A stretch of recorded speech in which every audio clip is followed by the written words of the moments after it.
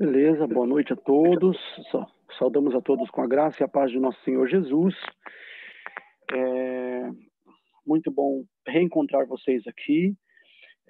O estudo dessa noite é um estudo que está dividido em duas partes. Poderia estar em três partes. Acho até que seria melhor, mas eu preparei o estudo e tentei abreviar o estudo, que é complexo, mas infelizmente ele ficou muito grande, mesmo assim. Então eu vou ver se eu consigo ainda fazer alguns ajustes nesse estudo. Eu estou preparando ele para um JA em novembro, um JA que eu vou fazer presencial lá, na verdade é uma vigília, se não me engano, lá na igreja Jardim Santo André. Acho que fica na região de São Mateus, né, divisa com Santo André. E dia 14 de novembro. Então, é um estudo que eu estou preparando para lá, mas já está relativamente bem desenvolvido, e eu apresentei num JA, acho que alguns dias atrás, para uma igreja de Minas Gerais, igreja de Camanducaia. Eu conheço a turma de lá de Camanducaia, Bom Jesus, um bairro vizinho ali, e Itapeva. Então, eu queria aproveitar que o tema tem muito a ver com o que a igreja deverá passar, possivelmente, né? Então, eu queria só adiantar para vocês que a primeira parte do estudo, ela tem um mínimo risco de estar errado. Mínimo. Pode estar errado alguma leitura minha, tal, mas, assim, eu estou aberto realmente ao aprendizado e, evidentemente, eu sou humano, né? Mas eu coletei uma boa série de textos para apresentar a igreja, sua origem, o significado do termo igreja, a relação da igreja com o reino de Deus, a diferença entre a igreja e o reino de Deus, a igreja como representante do reino de Deus na terra, a relação da igreja, ou melhor, os limites da relação da igreja com o mundo. Isso tudo vai ser abordado no primeiro estudo, primeira parte do estudo. A segunda parte do estudo, se der para fazer hoje, a gente faz, que eu acho que é a mais interessante, mas também é a parte mais melindrosa, e ela é mais hipotética. Por que hipotética, assim? Porque boa parte dela já está acontecendo, é comprovada, mas algumas partes da segunda, alguns trechos da segunda parte do nosso estudo são realmente hipóteses. Pode ser que seja assim, porque o título do estudo é o cenário do fim. Então, o cenário do fim ninguém sabe totalmente. A gente sabe, assim, em linhas gerais, né? Em linhas gerais, a gente sabe mais ou menos o que vai ser o fim. Aquilo que a Bíblia informa, e como nós somos adventistas, aquilo que o Espírito de profecia, né, que os testemunhos informam, a gente sabe que vai ter. Só que a gente não sabe exatamente a cronologia exata, a sequência, a sucessão dos eventos exatos. A gente tem um palpite sobre isso, até os teólogos, todos os professores de teologia, eles arriscam um palpite sobre os últimos acontecimentos, em qual ordem acontece aproximada, mas não é exato. A própria contracapa do livro Eventos Finais, da Casa Publicadora Brasileira, eles admitem que eles colocaram numa sequência aproximada, não é uma sequência exata de eventos, porque ninguém tem uma certeza absoluta sobre a sequência exata, mas tudo bem. Então vamos ao primeiro slide aí, o Bruno já projetou o título, né? O primeiro slide vem A Igreja de Deus. Vamos seguir adiante, então isso aí a gente acelera. Agora começam os textos, né, a designar o que é a igreja.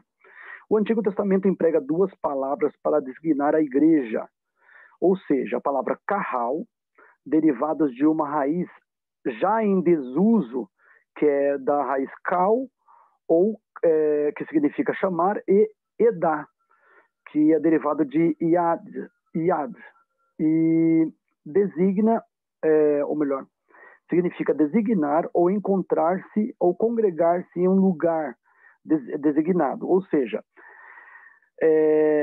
carral é chamar, uma reunião, um chamado, né? Uma reunião designa uma reunião de membros, né? De fiéis. Essa reunião de fiéis é chamada de carral. Daí vem o hebraico, né? Congregação, ou o termo igreja. Seguindo adiante, estas duas palavras se usam às vezes sem fazer diferença entre elas, mas no princípio elas não eram sinônimas, não eram sinônimos em sentido estrito. Edá é propriamente uma reunião por meio de designação. Quando se aplica a Israel, denota a sociedade mesma formada pelos filhos de Israel ou por suas cabeças representativas, ou seja, o ancião, o ancião da tribo de Israel, etc. E Carral, por outro lado, na penúltima linha aí, deixa eu ver aqui, aí denota propriamente uma reunião onde se reúne todo o povo. Então, próximo slide, a gente vê que tem duas conotações, uma reunião de membros, mas um lugar também, um lugar onde a igreja se encontra. Então, igreja pode significar o templo onde a igreja se encontra, ou igreja pode significar apenas a reunião de membros. Independente se tem uma igreja, uma construção, um templo, independente se é ao ar livre, igreja é aquela reunião. No Novo Testamento, o significado também é a mesma coisa, só que no grego, As duas palavras é eclésia, que deriva de ek e kalel, que significa convocar, o mesmo significado do Antigo Testamento lá que a gente viu. E sinagogue, que significa sun e ago, que deriva de sun e ago, e significa chegar juntos ou estar reunidos juntos. Esta última se usa de forma exclusiva para denotar bem as reuniões religiosas dos judeus. Então, vamos lá. Reunião religiosa dos judeus. Ou também os edifícios nos quais se reuniam para adoração pública. Então, nós temos aí tanto o local de reunião como a própria reunião dos membros. E o mesmo significado do Antigo Testamento se repete no Novo. Próximo slide. Vamos lá. Agora tem alguns textos, eu vou pular isso, tá bom? Porque os textos só comprovam. E esses textos e o slide vai ser compartilhado no grupo que nós temos chamado Estudando as Profecias. Nós temos um grupo no WhatsApp. Quem estiver conosco aqui pode pedir para ficar lá no grupo. O grupo a gente não faz estudo no grupo, a gente faz estudo assim em live. Então quem quiser ficar lá, a gente ora pelos pedidos de oração, eles são registrados lá também, e os estudos são compartilhados lá. Se vocês quiserem esse estudo, vai estar compartilhado lá, tá bom? Próximo slide. Esses textos é mais para confirmar aquilo que a gente viu no Antigo e no Novo Testamento, o uso da palavra designando a reunião, o agrupamento dos fiéis, ou o local onde eles se reúnem. Só isso. Então, o Tratado Teológico diz, embora a ausência quase total da palavra igreja nos evangelhos, então, olha que curioso, nos evangelhos quase não aparece o termo igreja. Isso, de certa forma, poderia ser um problema que exige atenção. Poderia, embora possa se pensar, que a ausência disso gere um tipo de problema, só um flagrante aí amarelo, ó, uma flagrante negligência da evidência básica pode obscurecer, deixa eu ver aqui, pode obscurecer, poxa, aqui, não, o slide parece que virou aqui, isso, pode obscurecer, ou pode-se dizer, perdão, que a igreja é sinônimo do reino de Deus. Não, peraí, é isso? Não é isso que eu estava lendo. Bruno adiantou. E desculpa, Bruno, acho que foi eu, quando eu fui mexer no slide, ele deve ter adiantado porque eu toquei aqui, eu acho que adiantou, tá bom? Desculpa. Então, ó, pode esclarecer o fato de que Jesus pretendia criar a comunidade visível. Só para a gente, como a gente perdeu a linha de raciocínio, só um pouquinho. Existe poucas vezes a palavra igreja nos evangelhos. Então, em Mateus, Marcos, Lucas e João quase não aparece. O fato de não aparecer pode gerar um certo problema. Como assim não aparece? Será que Jesus queria mesmo edificar e criar uma igreja? Isso pode surgir na mente. Só que o texto está dizendo que não. Apenas uma flagrante negligência da evidência básica pode obscurecer o fato de que Jesus pretendia criar uma comunidade visível. Ele veio dar origem a um grupo de homens e mulheres reunidos sob o reino de Deus, uma comunidade religiosa da qual ele mesmo era o líder. Próximo slide. Vamos seguir aí, que algumas evidências bíblicas eu vou só adiantar por causa do horário, tá bom, gente? Vamos lá, isso. Se a igreja é a comunhão dos que atenderam ao chamado de Deus e se reuniram no nome de Jesus Cristo, pode-se dizer que a igreja é o sinônimo do reino de Deus. Há, na verdade, entre os dois conceitos, ou seja, a igreja e reino de Deus, uma ligação íntima, embora não devam ser confundidos. Ou seja, A igreja tem uma relação íntima com o reino de Deus, mas a igreja não é o reino. Nem o reino é a igreja. Então vamos lá, próximo slide. De acordo com os evangelhos sinóticos, sinóticos, irmãos, quer dizer, visto com a mesmo olhar, a mesma ótica, o mesmo olhar. Os sinóticos são Mateus, Marcos e Lucas. O evangelho de João é totalmente diferente dos outros. Totalmente diferente, assim, no tipo de abordagem que o João vai fazer. Os outros primeiros três, Mateus, Marcos e Lucas, eles procuram apresentar uma certa semelhança de sequência dos eventos. Já o João, ele pega uma linha totalmente diferente. Então, ele não é visto como evangelho sinótico. Então, seguindo adiante, né? No Antigo Testamento, ou melhor, no Novo Testamento, o reino de Deus ou o reino dos céus era o tema central da pregação de Jesus. No Novo Testamento, o reino de Deus significa primariamente o governo dele, sua autoridade como rei e, secundariamente, o âmbito no qual esse reino é exercido. O reino de Deus é sinônimo do seu governo. O reino de Deus, que é também o reino de Cristo, é o governo redentor de Deus em Cristo. Seu objetivo, vamos lá, qual é o objetivo do reino de Deus? É a redenção e o livramento dos pecadores dos poderes do mal. Aí nós temos alguns textos bíblicos, a gente não pode, infelizmente, se demorar neles. Próximo slide. Está no Tratado Teológico, tá? Essas citações últimas aqui. Continuamos no Tratado Teológico 603. Sim, você que me acompanha, ou no YouTube, ou no Facebook, onde você estiver, quando a gente fala Tratado Teológico, é Tratado Teológico Adventista do Sétimo Dia. O Tratado Teológico é um livro da nossa igreja com mais de 1.100 páginas.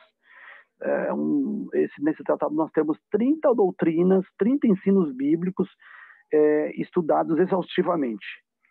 E todo adventista deveria ter esse livro e estudá-lo, pelo menos periodicamente, pegar um tema lá e esgotar. Por exemplo, Divindade de Jesus, esgotar, 40 páginas, 50 páginas, esgotar, entendeu? Trindade, 80 páginas, 100 páginas, esgotar. Porque como são muitos temas, né, eles variam no quantidade de páginas. Mas seria bom que cada um de vocês tivesse ele. Seguindo adiante, aí diz assim, em oposição ao reino de Deus, estão o rei... Olha que interessante, ó, em oposição, isso aqui é fantástico. Isso aqui é a chave, né, que diferencia, ou que vai revelar posteriormente no nosso estudo, ainda hoje, a relação da igreja com o mundo, ou os limites da relação da igreja com o mundo. Olha que interessante, o Tratado Teológico diz que o reino de Deus está em oposição ao reino de Satanás e o reino do mundo. Então, o reino do mundo e o reino de Satanás estão em oposição ao reino de Deus. Frisa isso, porque isso vai ser fundamental para a gente ver a igreja no contexto do cenário profético do fim. Como que a igreja procede? Então vamos seguir aí, ó, que lutam contra a operação do reino de Deus e devem ser conquistados. Apocalipse 11:15 fala que devem ser conquistados, né? O reino do mundo, o reino de Satanás. Embora haja entre os dois reinos, né, de Deus e o reino de Satanás, uma relação, ou melhor, entre o reino de Deus e a igreja, uma relação inseparável, a igreja não é o reino. Então a igreja não é. Os dois não se equivalem, nem mesmo na era presente. Conforme se observou, o reino é o governo de Deus. A igreja, em contraste, é a comunidade humana que vive sob o governo, criada em resposta ao chamado do Evangelho de Cristo. A igreja dá testemunho do reino de Deus, e a igreja é instrumento do reino de Deus. Então a igreja não é o reino, mas ela é instrumento do reino de Deus. Olha, o reino é a atividade redentora de Deus em Cristo no mundo. A igreja é o agrupamento dos que foram chamados a sair do mundo, que são remidos e pertencem a Cristo. A igreja é a manifestação do reino ou reinado de Deus. Olha que interessante agora. Como órgão ou instrumento desse reino, a igreja é chamada a confessar Jesus como Cristo, como Senhor, e proclamar o evangelho do reino até os confins do mundo. Então, essa definição é fundamental, preciosíssima, desde o texto lá que fala que o reino, em contraste, isso mesmo, em contraste com o reino de Deus e de Cristo, está o reino de Satanás, o reino do mundo. Isso aqui, de lá para cá, é fundamental esse pensamento aqui, tá bom? Próximo slide, vamos seguir. Agora sim, alguns textos da Bíblia, né? A igreja como Israel espiritual. Cristo disse, como sentença à nação judaica, o seguinte: portanto, eu lhes digo que o reino de Deus será tirado de vocês e entregue a um povo que lhe produza os respectivos frutos. Aí nós temos algumas coisas importantes. Primeira coisa, Israel deixaria de ser o povo dirigindo esse instrumento do reino de Deus, esse organismo, esse instrumento mesmo, como a gente acabou de falar, né? Então, para quem passaria? A um povo. Então, a direção dessa missão de testificar de Deus ao mundo, do seu amor, do seu evangelho, passou para outro povo que deu para dar o fruto no tempo devido. Próximo slide. Os privilégios, promessas e bênçãos da relação pactual foram transferidos para a igreja cristã na condição de Israel espiritual e instrumento escolhido de Deus sobre a terra. Então a igreja é esse instrumento, vamos lá. E ela tem todos os privilégios de Israel, embora não seja israelita do ponto de vista biológico, a maioria, né? Ao longo da Bíblia, Deus é um Deus que envia, um Deus de ação, um Deus de missão. Essa abordagem característica aos seres humanos sua abordagem, aos seres humanos é enviar alguém para lhes falar em nome dele. Então, aí nós temos o texto aí da Bíblia, né, que diz: desde o dia em que os pais de vocês saíram da terra do Egito até hoje, muitas e muitas vezes, todos os dias eu lhes enviei todos os meus servos, os profetas. Então a gente vê que Deus está sempre interessado em alcançar os corações que estão longe dele. Ou seja, o pecado causa separação e Deus quer que nós sejamos religados a ele, porque ele sabe que assim nós seremos felizes, né? Longe de Deus ninguém consegue ser feliz de verdade. Então a missão profética, a missão da Bíblia e a missão, por extensão, a missão da igreja é chamar pessoas e reconciliar pessoas com Deus. Aí, mais um slide. Na plenitude do tempo, ele enviou o seu filho, novamente com um propósito claro. O filho, por sua vez, enviou os 12. Olha aí, a sucessão. Deus enviou o seu filho, Jesus. Jesus, por sua vez, enviou os 12. E depois os 70, com a mensagem sobre o reino de Deus. A este mandato, Cristo acrescentou a comissão pós-ressurreição, registrada em Mateus 18, 19 e 20, aquele texto que diz assim: ide por todo mundo e pregar o evangelho, ide por todo mundo batizando em nome do Pai, do Filho e do Espírito Santo, ensinando-nos a guardar todas as coisas que vos tenho dito. Eis que estou convosco todos os dias até a consumação dos séculos. Então, esse texto aí. Próximo slide. Portanto, não façam discípulos de todas as... Ou melhor, vão e façam discípulos de todas as nações, batizando o nome do Pai e tal. Esse texto aí. Próximo slide. Vamos adiantar que eu já citei ele. Efésios. Agora, presta atenção. A igreja tem que instruir os crentes. Então está escrito assim. E ele mesmo, no caso, ele o Espírito Santo, ou ele, Deus, deu por meio de Jesus o Espírito Santo dá os dons. Então aí, ele mesmo concedeu uns para apóstolos, outros para profetas, outros para evangelistas e outros para pastores e mestres, com vistas, ou seja, com o objetivo do aperfeiçoamento dos santos, para o desempenho do seu serviço, para a edificação do corpo de Cristo. Então, a igreja, ela é uma criação divina, Deus criou, para o propósito de que ela fosse enviada aos que estão longe de Deus e trouxesse essas pessoas afastadas do convívio divino. E não só isso, a igreja, ela chama os de fora e ela tem que manter os de dentro. Então tem que haver doutrinação dentro, né? Ensino, reforço no ensino das verdades bíblicas para a comunidade interna da igreja. Próximo. A fim de formar evangelistas na igreja, pastores, obreiros, etc. A igreja, ela foi também chamada para cuidar dos necessitados, porque a igreja, de forma mais ampla, né, de alcance territorial maior do que Jesus, por exemplo, no seu ministério terrestre, a igreja foi chamada para testificar de Cristo no mundo todo. E ela tem que copiar o ministério de Cristo, não só falar a verdade para os de dentro ou chamar os de fora, ela tem que também ajudar os necessitados, ou seja, obras de caridade, de amor. Próximo slide. Glorificar a Deus, aí tem Efésios 1:6, Efésios 3:21, vamos seguir adiante. Aí nós temos no coração da missão a palavra. Gente, é assim, a Bíblia Sagrada, ela tem que ser central para a igreja. Ela não pode ser uma coisa assim, ladeada com outra, é central, o resto é em volta. Então, aí os dois textos, né? E, irmãos, venho lembrar-lhes o evangelho que anunciei a vocês, o qual vocês receberam e no qual continuam firmes. Por meio dele, do evangelho, vocês também são salvos. Olha que interessante.